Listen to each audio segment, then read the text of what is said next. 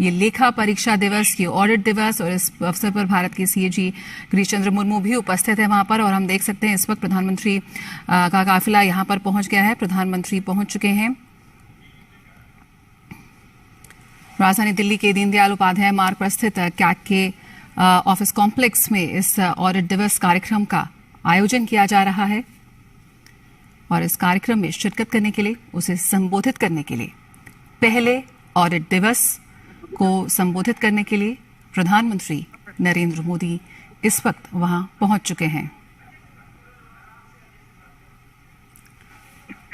और अजय मिश्र हमारे साथ इस वक्त जानकारी के साथ जुड़ रहे हैं। अजय मिश्र, हम तस्वीरों में देख रहे हैं प्रधानमंत्री महात्मा गांधी को पुष्प अर्पित करते हुए। किस तरह से प्रधानमंत्री महात्मा गांधी के विचारों से प्रभावित रहे हैं। उन्होंने कई बार इस बात का जिक्र किया है। प्राणी नामार्ती नाशनम। बापू को ये श्लोक अति प्रिय था और गाना, उनका भजन जो प्रिय था वो हम सभी जानते हैं, वैष्णव जन तो तेने रे कहिए।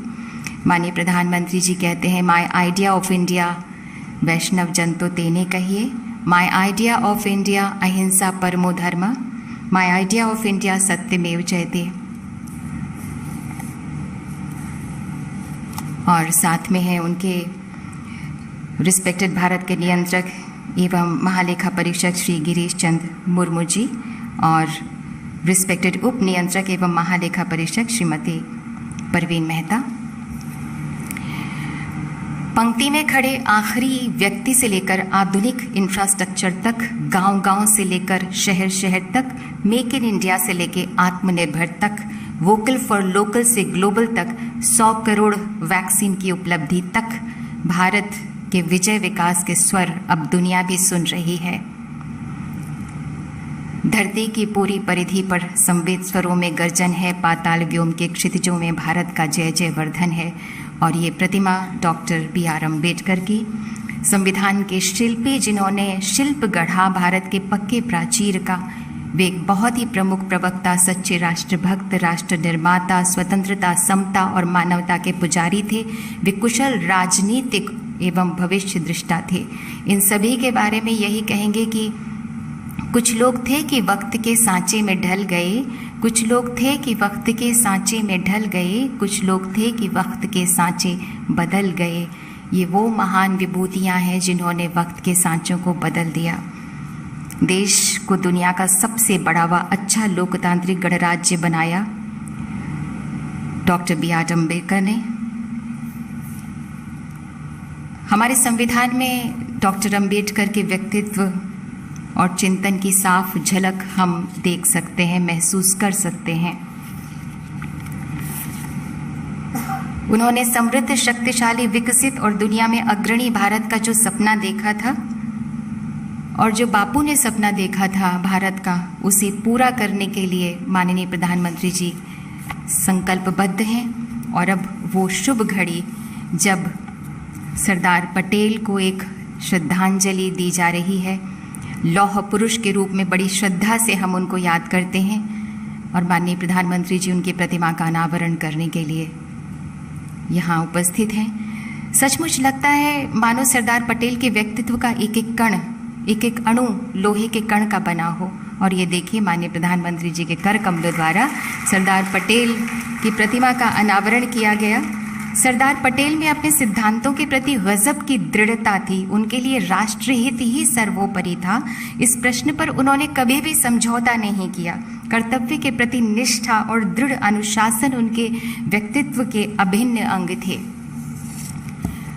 ऐसा सरदार जो नेतृत्व करता है, अपने उद्देश्य को मंजिल तक पहुंचाने की क्षमता रखता है, जो अपनी यात्रा में कहीं नहीं भटकता है, जो कठिन परिस्थिति में भी लौह स्तंभ की तरह सीधा खड़ा रहता है, वल्लभ भाई पटेल ऐसे ही सरदार, ऐसे ही लौह पुरुष थे।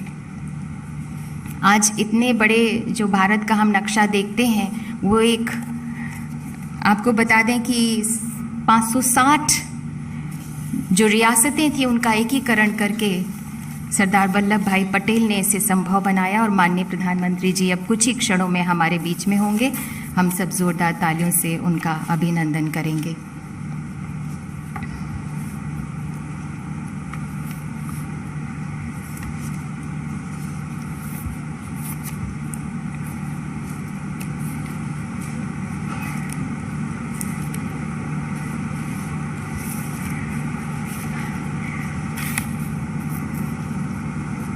माननीय प्रधानमंत्री जी कहते हैं कि हमें भले ही देश के बलिदानी और स्वतंत्रता सेनानियों की तरह बलिदान का अवसर ना मिला हो, लेकिन हम देश के लिए मरकर नहीं तो जीकर तो दिखा सकते हैं।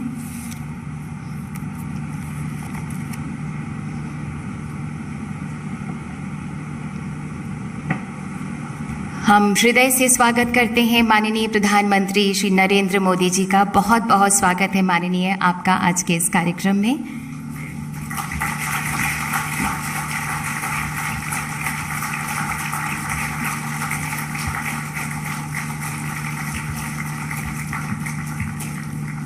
नमस्कार। ऑडिट दिवस के शुभ अवसर पर यहाँ उपस्थित सभी मेहमानों का, महानुभावों का हम हृदय से अभिनंदन करते हैं, स्वागत करते हैं। देश में शक्ति, स्वाभिमान तथा आत्मविश्वास का संचार करने वाले माननीय प्रधानमंत्री श्री नरेंद्र मोदी जी का हम हृदय से स्वागत करते हैं, अभिनंदन करते हैं। हम मंच पर स्वागत करते हैं रिस्पेक्टेड भारत के नियंत्रक एवं महालेखा परीक्षक श्री गिरीश चंद्र मुर्मू जी का। स्वागत है भारत के रिस्पेक्टेड उप नियंत्रक एवं महालेखा परीक्षक श्रीमती परवीन मेहता का। अब हम रिस्पेक्टेड भारत के नियंत्रक एवं महालेखा परीक्षक श्री गिरीश चंद्र मुर्मू जी से निवेदन करते हैं कि कृपया स्वागत संबोधन दें।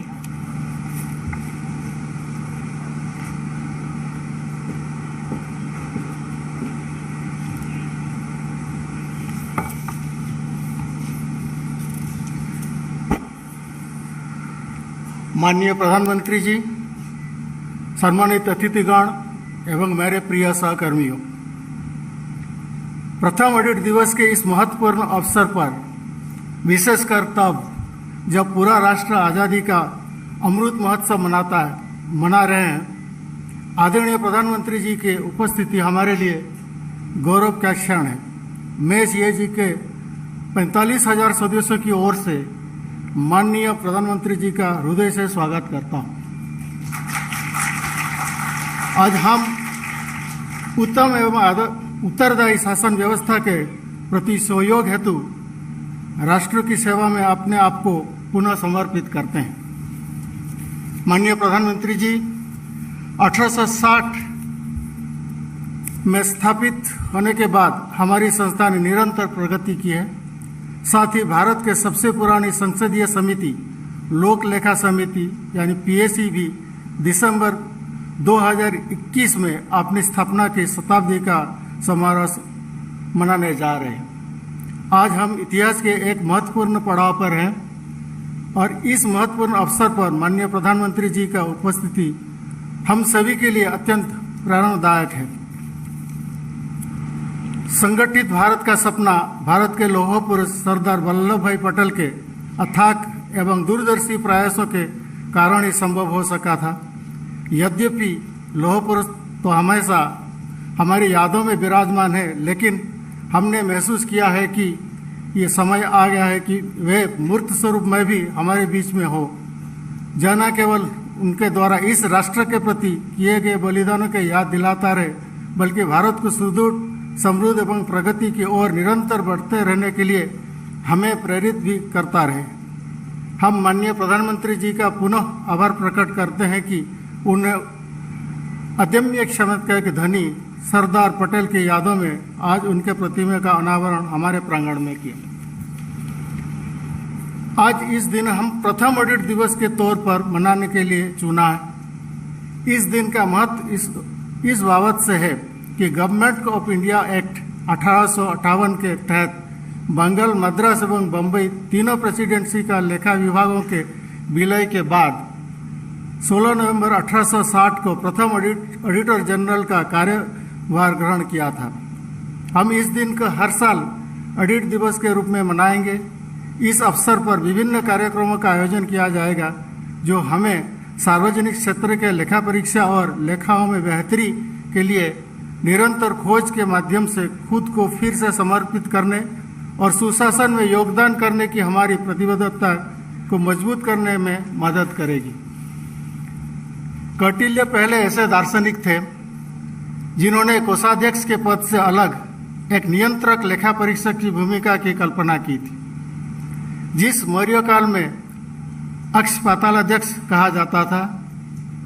उनकी सोच थी कि इसकी जवाबदेही एवं दक्षता बढ़ेगी और हितों के टकराव जैसी स्थिति में कमी आएगी। किसी भी देश का मुख्य ध्येय सुशासन की प्राप्ति होती है और इस आदर्श को पाने के 3 स्वर्णिम आधार हैं: जवाबदेही, उत्तरदायित्व एवं पारदर्शिता। अतः लेखाओं का सटीक रखरखाव और जांच करने हेतु तो ऑडिट की इन लेखाओं तक पूर्ण पहुंच अति आवश्यक है। मनुष्य की जरूरतों के संदर्भ में साधनों की कमी को ध्यान में रखते हुए यह आवश्यक है कि संसाधनों के बंटवारा का सही रास्ता चुना जाए, जिसकी अंत्योदय और सार्वजनिक हिताय का लक्ष्य प्राप्त किया जा सके। माननीय प्रधानमंत्री जी, महात्मा गांधी के एक कथन को मैं दोहराना चाहूँगा: सदैव आगे बढ़ो और विकास करो। सीएजी के संस्था भी सदैव विकास किए हैं। लेखा जोखा रखने एवं नियमों का लेखा परीक्षा से आगे बढ़कर अब हम परफॉर्मेंस ऑडिट और आउटकम ऑडिट कर रहे हैं। हमने विश्व में हो रही नवीनतम ऑडिट तकनीकों अपनी प्रक्रिया में सम्मिलित किया है। हमारे शासन प्रक्रिया में भी सक्रिय रूप से योगदान करते रहे हैं। जब भी नए राज्य जैसे कि छत्तीसगढ़, झारखंड और तेलंगाना का निर्माण किया गया तो ये महालेखाकार ही थे जिन्होंने सरकार के साथ संपत्ति और देनदारियों के विभाजन में सहायता के लिए काम किया। इस तरह जब भी नई वित्तीय व्यवस्था लाई गई जैसे कि जीएसटी, तो हमारी संस्था ने आंकड़े उपलब्ध कराए जो राज्यों की दी जाने वाली कंपेंसेशन की गणना में सहायक हुई।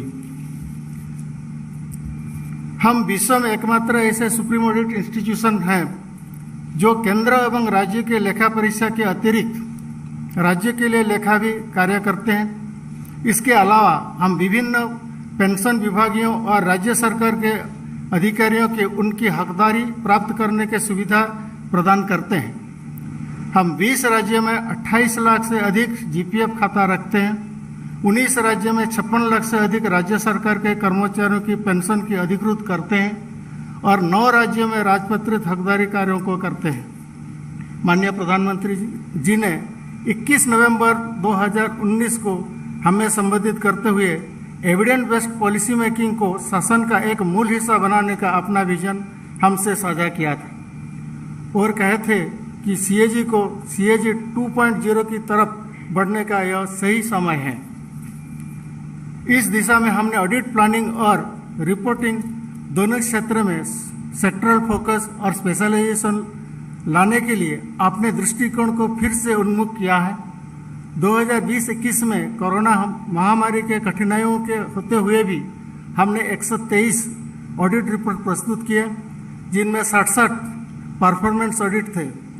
चूंकि भारत यूनाइटेड नेशंस की एनवायरमेंटल अकाउंटिंग प्रयासों का एक हिस्सेदार है, इसीलिए नेचुरल रिसोर्सेस अकाउंटिंग का पर्यावरण के मूल्यांकन हेतु सक्रिय बढ़ावा दिया है। वो 2020 में इस पर एक विचार पत्र निकाला जिसमें फिजिकल अकाउंटिंग, मॉनेटरी वैल्यूएशन और इकोनॉमिक अकाउंटिंग के बिंदु भी सम्मिलित हैं। माननीय प्रधानमंत्री जी ने सटीक किंतु त्वरित लेखा परीक्षा के लिए उचित संसाधनों की प्रयोग तथा कौशल विकास एवं प्रशिक्षण के महत्ता पर भी बल दिया था। मैं बताना चाहूँगा कि विभाग के कर्मचारियों की क्षमता विकास के लिए कुछ नए कदम उठाए गए हैं, जैसे कि इंडियन ऑडिट अकाउंट सर्विस के ट्रेनिंग ऑफिसरों को public sector auditing, accounting and financial management में जेएनयू द्वारा मास्टर्स डिग्री, मिशन कर्मियों की अपेक्षाओं के अनुरूप उचित प्रशिक्षण इकाइयों साथ 5 स्तरीय मिड करियर प्रशिक्षण कार्यक्रम, इंडियन इंस्टीट्यूट ऑफ मैनेजमेंट के ट्रेनिंग के लिए 100 नामांकन, बिग डेटा एनालिटिक्स जैसे इंफॉर्मेशन टेक्नोलॉजी कोर्सेस, सीधी भर्ती से लिए असिस्टेंट ऑडिट ऑफिसर्स के लिए 3 महीने के ऑन द जॉब ट्रेनिंग जो क्लासरूम प्रशिक्षण के अतिरिक्त है। तकनीकी परिवर्तनों के इस बदलते परिवेश में अपनी जिम्मेदारियों की सुचारू रूप से निभाने के लिए हमने डेटा लेड ऑडिट क्षेत्र में भी कुछ महत्वपूर्ण कदम उठाए हैं। हमने DBT, FMS, GST, pre post matric scholarship पर SC/ST, आयुष्मान भारत, NSAP इत्यादि का IT एनाबल्ड ऑडिट किया है। हमने नागरिकों को सेवाओं का प्रभावकारी वितरण सुनिश्चित करने हेतु ऑडिट में अत्याधुनिक तरीके जैसे ज्योग्राफिकल इंफॉर्मेशन सिस्टम एवं सैटेलाइट इमेजरी का प्रयोग किया है। ऐसे ऑडिट प्रोसेस मैनेजमेंट व्यवस्था के भी विकास जारी है, जिसमें सारे ऑडिट प्रक्रिया, प्रकार और कार्य सम्मिलित होंगे और जो पूरे ऑडिट श्रृंखला के लिए रिकॉर्ड का प्राथमिक आधार होगा। इसी तरह हम एक ऐसे डाटा लिंक सूचना प्रणाली का विकास करने कार्य कर रहे हैं, जिससे पब्लिक फाइनेंस मैनेजमेंट सिस्टम से इंटीग्रेटेड फाइनेंस मैनेजमेंट एवं वहां से वाउचर लेड कंप्यूटराइजेशन तक के फंड फ्लो के ऑडिट प्लानिंग के लिए उपयोग किया जा सकता है। इसने इस देश के नागरिकों को लेखा परीक्षा आश्वासन प्रदान करने के लिए कथन फॉलो द रूपी के पूर्णता कार्यान्वित किया जा सके। प्रधानमंत्री जी के इस कथन को ध्यान में रखते हुए कि यह संगठन केवल आंकड़ों और प्रक्रियाओं तक ही सीमित नहीं हो सकता, बल्कि इसे सुशासन के उत्प्रेरक के रूप में कार्य करना है। हमारी संस्था ने नई पहल और अच्छी पद्धतियों का एक संकलन, जिसका शीर्षक the catalyst in pursuit of good governance तैयार किया गया है। इसमें हमारी संस्था के विभिन्न कार्यालयों द्वारा किए गए उत्कृष्ट कार्यों एवं नवाचार के भिन्न प्रयासों का सम्मिलित किया गया है। वैश्विक क्षेत्र में आपके नेतृत्व की भूमिका ने विश्व ऑडिट समुदाय में हमारी प्रतिष्ठा बढ़ाया है और सरकारी समर्थन के से विभिन्न अंतर्राष्ट्रीय संस्थाओं के एक्सटर्नल ऑडिटर के रूप में नियुक्ति हासिल करने में हमने विश्वसनीय प्रगति की है। इसमें प्रमुख है food and agriculture organization Rome, world health organization Geneva, international atomic energy Vienna, inter parliamentary union Geneva और organization for prohibition of chemical weapons at Hague Netherlands. हाल ही में 2024-27 के लिए प्रतिष्ठित Asian organization of supreme audit institution के अध्यक्ष के रूप में हमारा चयन हुआ है। हमने 15 देशों के साथ MOU किया है, जिसके तहत हम उनके संस्थागत क्षमताओं में सुधार एवं प्रशिक्षण कार्यक्रम कराएंगे। उदाहरण के तौर पर हमने हाल में अक्टूबर 2021 में मालदीव के ऑडिटर जनरल के साथ उनके सार्वजनिक वित्त की ऑडिट प्रक्रिया के मजबूत करने के लिए एक MOU पर हस्ताक्षर किया। वहीं दूसरी तरफ हमारा प्रयास यह भी है कि ऑडिट का सुधारात्मक प्रभाव जमीनी स्तर पर जनसाधारण तक भी पहुंचे। भारत में पंचायत राज यह सुनिश्चित करने के लिए महत्वपूर्ण वह संस्थानिक तंत्र है, जिससे सरकारी लाभ सभी नागरिकों तक पहुंच सके। कल हम पंचायत राज संस्थानों के वित्तीय ऑडिट के लिए गाइड भी प्रकाशित करेंगे, जिसने आने वाले समय में पंचायत राज संस्थानों के पारदर्शिता और जवाबदेही की मजबूती मिलेगी। साथ ही साथ हम शहर स्थानीय निकायों के लिए तकनीकी मार्गदर्शन और सहायता प्रदान के अपने अनुभव और ज्ञान और को साझा कर रहे हैं। पहले कदम के स्वरूप पर कल हम enhancing good governance through strengthening of local bodies audit विषय पर एक सेमिनार कर रहे हैं, जिनका नागरिकों के दैनिक जीवन में बहुत महत्व है। आज के इस प्रथम ऑडिट दिवस से साल भर चलने वाली गतिविधियों का भी शुभारंभ होगा। इसमें स्वच्छता, हितधारकों के साथ बेहतर समन्वय, सिस्टम सुधार आदि पर ध्यान केंद्रित किया जाएगा।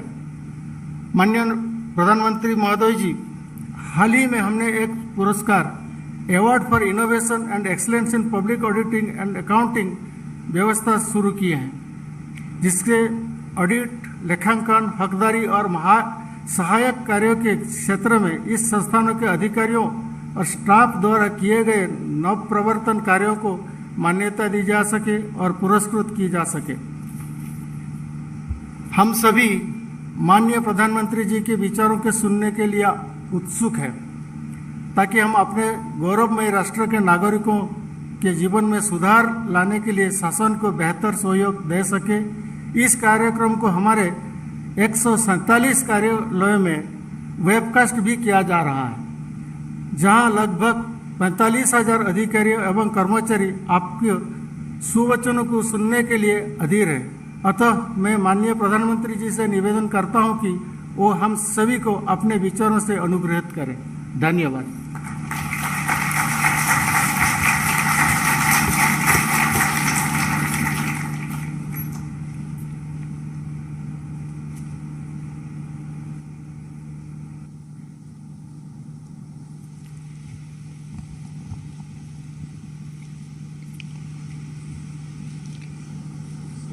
कार्यक्रम में हमारे साथ उपस्थित देश के controller and auditor general Shri GC Murmu ji, deputy CAG Sushri Parveen Mehta ji, इस महत्वपूर्ण संस्था के माध्यम से देश की सेवा के लिए समर्पित आप सभी सदस्यगण, देवियों और सज्जनों, आप सभी को ऑडिट डे की हार्दिक शुभकामनाएं। एक संस्था के रूप में सीएजी न केवल देश के खातों का हिसाब किताब चेक करता है, बल्कि प्रोडक्टिविटी में, एफिशिएंसी में वैल्यू एडिशन भी करता है। इसलिए ऑडिट डे और इससे जुड़े कार्यक्रम इस अवसर पर हमारे चिंतन मंथन, हमारे इम्प्रूवमेंट और इम्प्रोवाइजेशन का महत्वपूर्ण हिस्सा है। मैं आप सभी को आपकी निष्ठा के लिए, सीएजी की प्रासंगिकता और गरिमा को लगातार नई दिशा देने के लिए बधाई देता हूं। साथियों, बहुत कम इंस्टीट्यूशन ऐसे होते हैं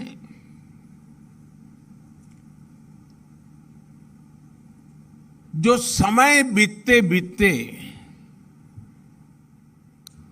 अधिक मजबूत होते हैं, अधिक मैच्योर होते हैं और अधिक उपयोगी होते हैं।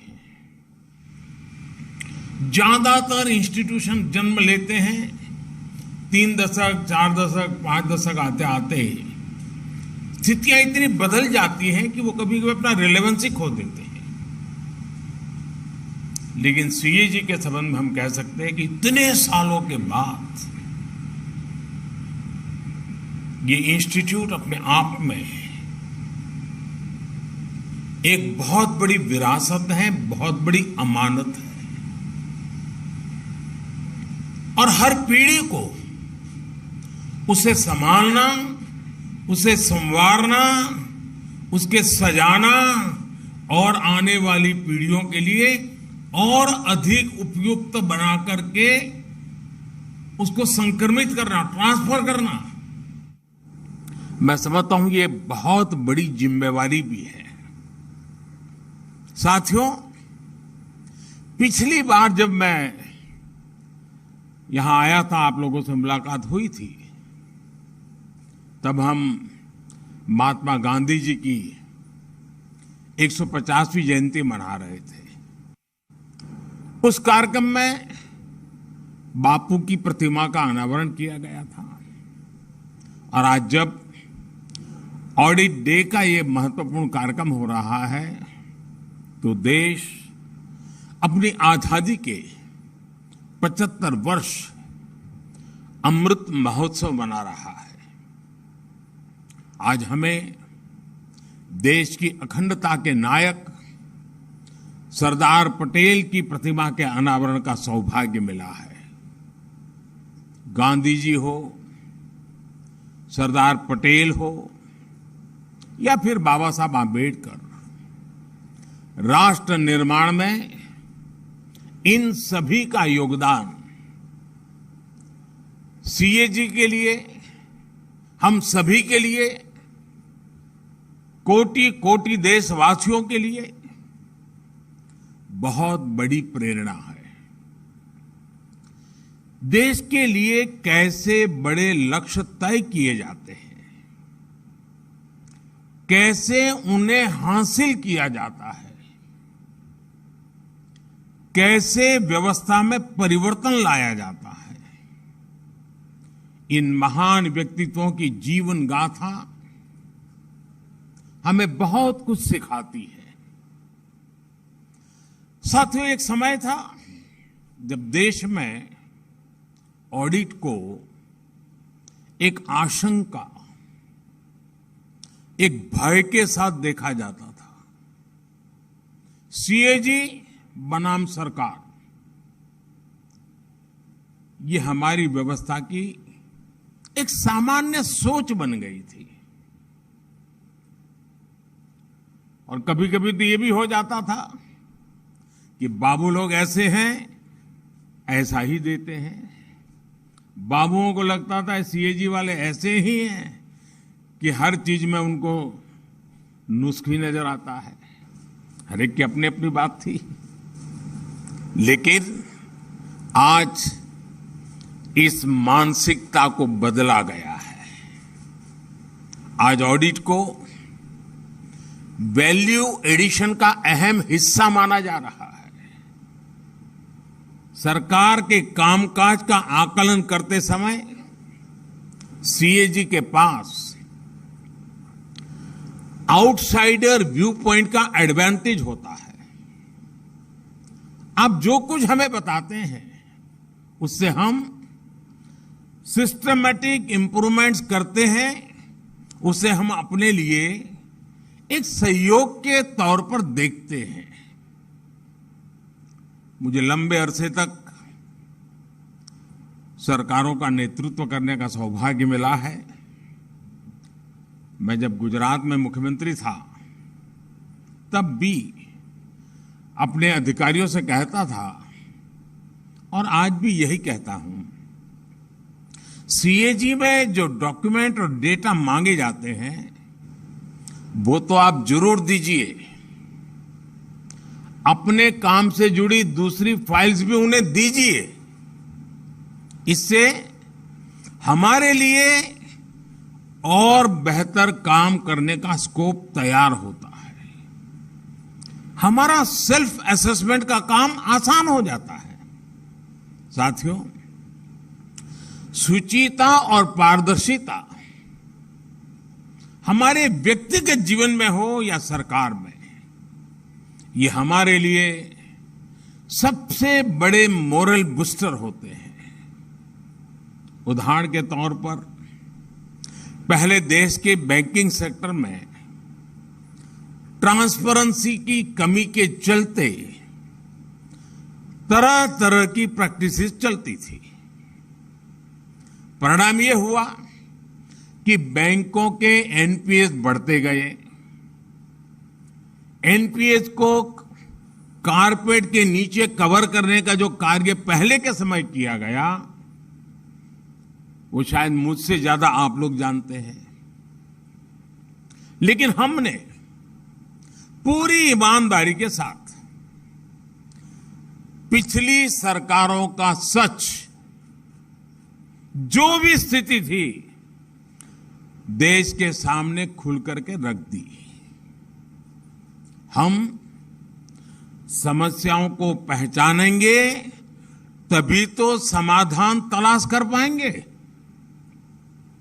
इसी तरह आपकी तरफ से फिस्कल डेफिसिट को लेकर, सरकारी खर्चों को लेकर लगातार आगाह किया जाता था। हमने आपके कंसर्न्स को सकारात्मक तरीके से लिया।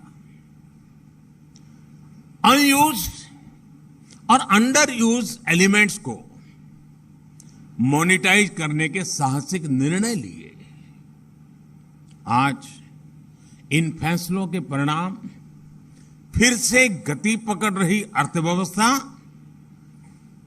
जिसकी चर्चा पूरी दुनिया में हो रही है, उसका स्वागत सम्मान हो रहा है। सीएजी में जब आप इनका व्यापक आकलन करेंगे तो मुझे लगता है कि इन फैसलों के कई ऐसे पहलू सामने आएंगे जो कभी कभी विशेषज्ञों से भी छूट जाते हैं। साथियों, आज हम ऐसी व्यवस्था बना रहे हैं जिसमें जो पुरानी सोच है, सरकार सर्वम, सरकार जानम, सरकार ज्ञानम, इस पुरानी सोच को हमने बदलने का तय कर लिया और उसका परिणाम सरकार का दखल भी कम हो रहा है और आपका काम भी आसान हो रहा है। Minimum government, maximum governance, contactless customs, automatic renewals, faceless assessments, service delivery के लिए ऑनलाइन एप्लीकेशंस, इन सारे रिफॉर्म्स ने सरकार के गैर जरूरी दखल को खत्म किया है। सिस्टम में जब ये ट्रांसपेरेंसी आती है तो नतीजे भी हमें साफ साफ दिखाई देने लगते हैं। आज भारत पूरी दुनिया में तीसरा सबसे बड़ा स्टार्टअप इकोसिस्टम बन चुका है। आज 50 से ज्यादा हमारे भारतीय यूनिकॉर्न खड़े हो चुके हैं। हमारे आईआईटीज आज चौथे सबसे बड़े यूनिकॉर्न प्रोड्यूसर बनकर उभरे हैं। मिनिमम गवर्नमेंट, मैक्सिमम गवर्नेंस के इस अभियान में आप सभी को, देश की हर संस्था को सहभागी बनना है,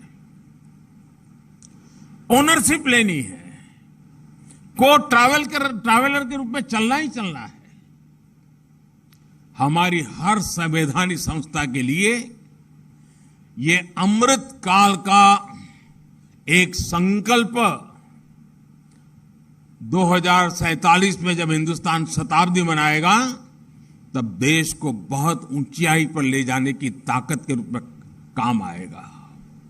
साथियों, दशकों तक हमारे देश में सीएजी की पहचान सरकारी फाइलों और वही खातों के बीच माथापच्ची करने वाली संस्था के तौर पर रही है।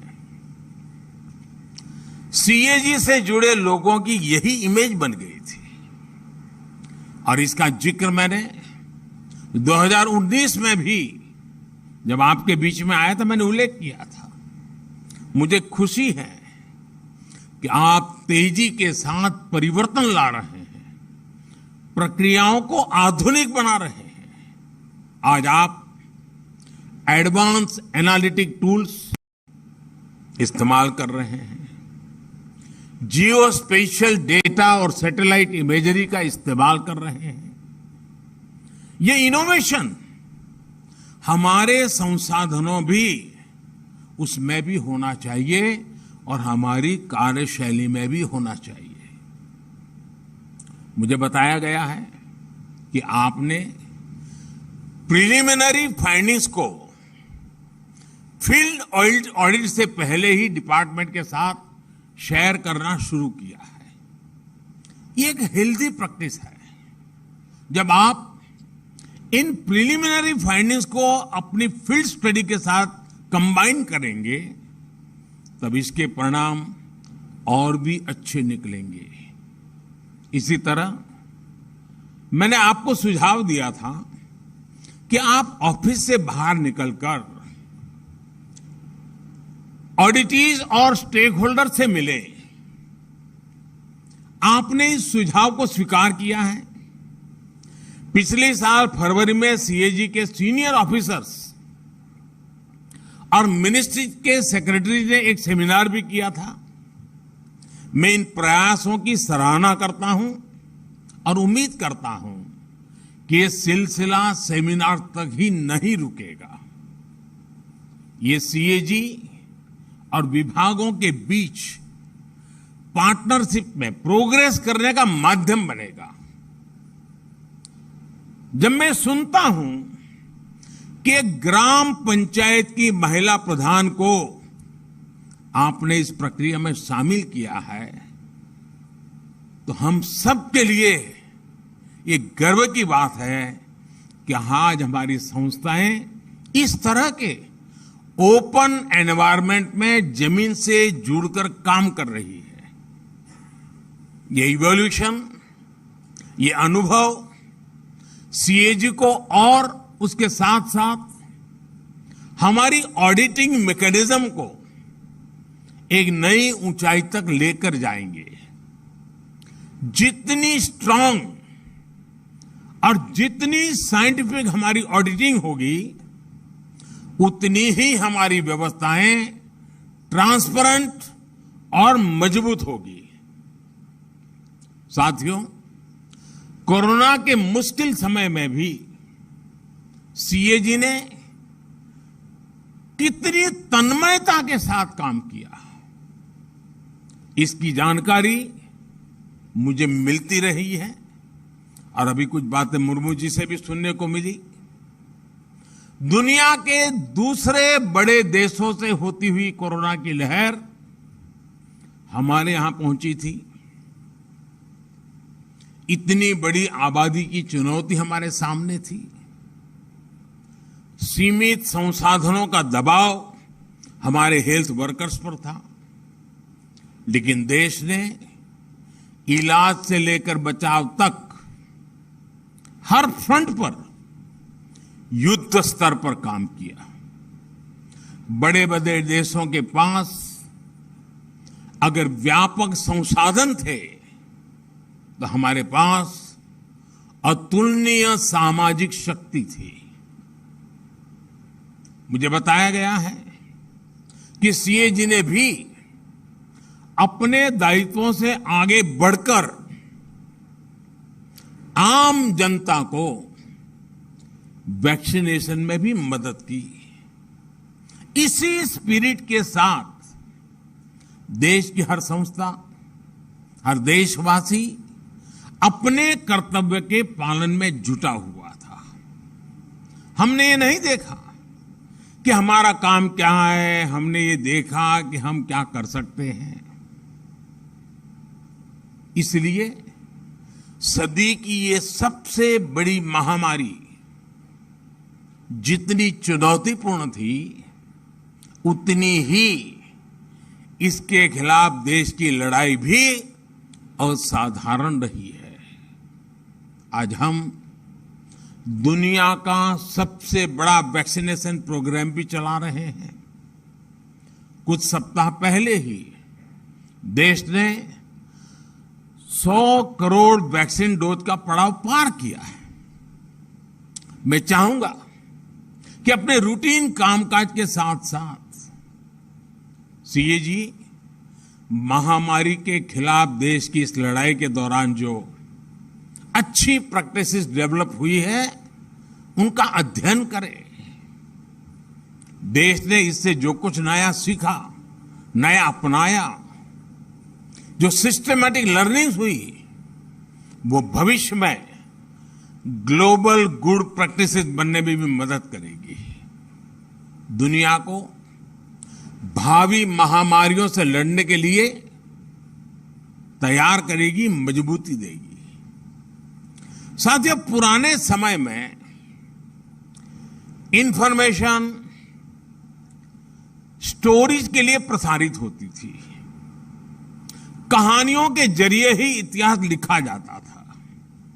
लेकिन आज 21वीं सदी में डेटा ही इंफॉर्मेशन है और आने वाले समय में हमारी हिस्ट्री भी डेटा के जरिए देखी और समझी जाएगी। In future data will be dictating the history. और बात जब डेटा और उसके असेसमेंट की होती है तो मैं समझता हूं आपसे बढ़कर के कोई मास्टर नहीं है इसका। इसलिए आज आजादी के अमृत महोत्सव में देश जो प्रयास कर रहा है, जिन लक्ष्यों को लेकर आगे बढ़ रहा है, भविष्य में जब देश के इन प्रयासों का, इस कालखंड का आकलन किया जाएगा तो आपका काम, आपके दस्तावेज उसका एक प्रामाणिक आधार बनेंगे। जैसे आज हम अपने स्वाधीनता संग्राम से जुड़े इतिहास को देखते हैं, उससे प्रेरणा लेते हैं, वैसे ही जब देश आजादी के 100 साल पूरे करेगा तो आपकी आज की स्टडी रिपोर्ट्स उस समय के भारत के लिए अपने इतिहास में झोंकने का, उससे सीखने का जरिया बन सकती है। साथियों, आज देश ऐसे कितने ही काम कर रहा है जो अपने आप में अप्रत्याशित भी है और अभूतपूर्व भी है। दुनिया के सबसे बड़े वैक्सीनेशन अभियान का जिक्र अभी जब मैं आपसे एक उदाहरण के तौर पर कर रहा था, इसी तरह आप अनेकानेक संकल्पों में लगे हुए देशवासियों के कितने ही प्रयासों को देख सकते हैं। कुछ साल पहले तक हम सरकारी खातों में लाखों करोड़ का हिसाब किताब तो करते थे, लेकिन सच्चाई ये भी थी कि देश के करोड़ों नागरिकों के पास अपना बैंक अकाउंट तक नहीं था। कितने ही परिवार ऐसे थे जिनके पास रहने के लिए अपना घर नहीं था, सर के ऊपर पक्की छत नहीं थी, पीने के पानी की सुविधा हो, बिजली का कनेक्शन हो, घर में शौचालय हो, गरीब से गरीब को इलाज की सुविधा हो। हमारे ही देश में करोड़ों लोगों के लिए ये बुनियादी जरूरतें लग्जरी हुआ करती थी,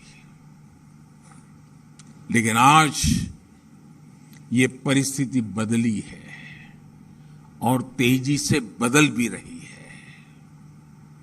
देश अगर इस मुकाम तक पहुंचा है तो इसके पीछे कितने ही देशवासियों की दिन रात की मेहनत है, उनका कितना परिश्रम इसके पीछे लगा है। हमारे हेल्थ सेक्टर के लोग हो, बैंकिंग सेक्टर के लोग हो, सरकारी विभागों और प्रशासन के लोग हो, या फिर हमारा प्राइवेट सेक्टर हो, इन सब ने एक अभूतपूर्व सामंजस्य के साथ असाधारण स्तर पर काम किया है।